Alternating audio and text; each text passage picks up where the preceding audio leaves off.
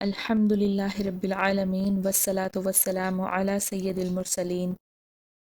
اللہ پاک کے آخری نبی علیہ الصلاۃ والسلام نے ارشاد فرمایا، رجب اللہ کا مہینہ ہے، شعبان میرا مہینہ ہے اور رمضان میرے امتیوں کا مہینہ ہے۔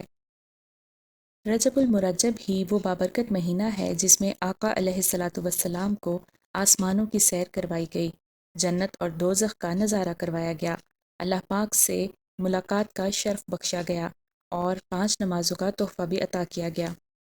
آپ صلی اللہ علیہ وآلہ وسلم نے ارشاد فرمایا، 5 راتیں ایسی ہیں جس میں دعا رد نہیں کی جاتی: رجب کی پہلی رات، شعبان کی 15ویں رات، جمعے کی رات، عید الفطر کی رات اور عید الاضحیٰ یعنی ذوالحجہ کی 10ویں رات۔ ماہ رجب المرجب میں عبادت کی بہت زیادہ فضیلت ہے۔ اس ماہ مبارک میں دعائیں بھی قبول ہوتی ہیں۔ رجب کے بابرکت مہینے میں کیا جانے والا سورہ قریش کا ایک ایسا بابرکت وظیفہ بتانے جا رہی ہوں جس کے بعد آپ کی ہر جائز دعا مقبول ہوگی۔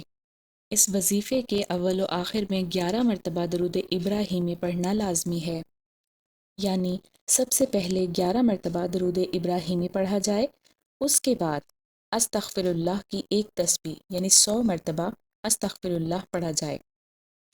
آپ صلی اللہ علیہ وآلہ وسلم نے فرمایا، رجب کے مہینے میں استغفار کی کثرت کرو، بے شک اس کے ہر لمحے میں اللہ کریم کئی افراد کو آگ سے نجات عطا فرماتا ہے۔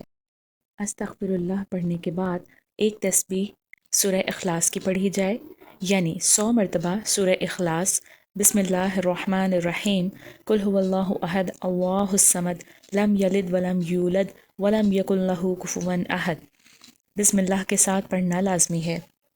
اخلاص پڑھنے کے بعد 11 مرتبہ درود ابراہیمی پڑھا جائے اور اس کے بعد ایک مرتبہ سورہ قریش بسم اللہ الرحمن الرحیم کے ساتھ پوری صورت پڑھی جائے۔ بسم اللہ الرحمن الرحیم، لإیلاف قریش ایلافہم رحلۃ الشتاء والصیف فلیعبدوا رب ھذا البیت الذی اطعمہم من جوع وآمنہم من خوف۔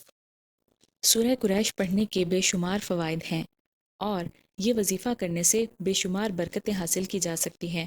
اللہ تعالی ہم سب کی جائز حاجتیں پوری فرمائے۔ السلام علیکم۔